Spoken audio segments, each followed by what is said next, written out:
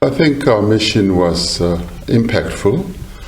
Its real success obviously will be measured on the ultimate objective of stopping the war.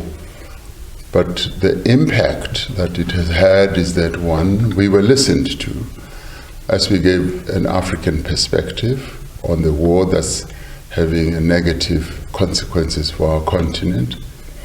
And secondly, we probably the only group that has engaged the two leaders within a short space of time to put forward a very strong proposal and view that the war must end.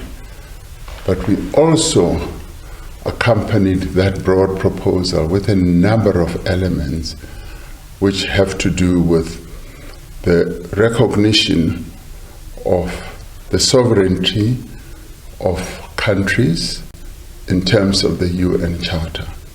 That we put forward unambiguously, and we spoke about the de-escalation of the conflict.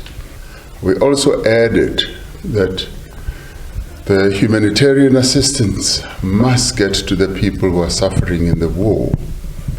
And part of that must be about the release of prisoners of war, as well as the release of the children who were taken out of Ukraine and to be returned back.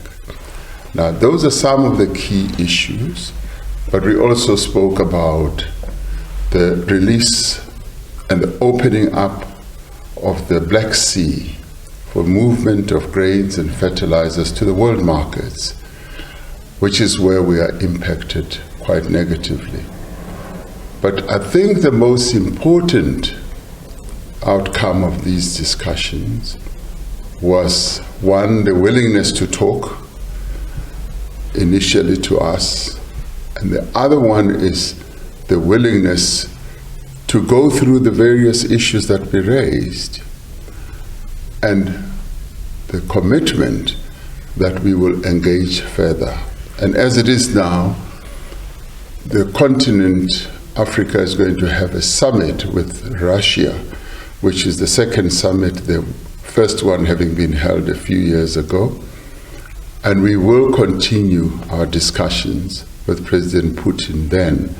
And in the intervening period, we'll also be talking to President Zelenskyy, because we also want to know his response to a number of the other issues we raised.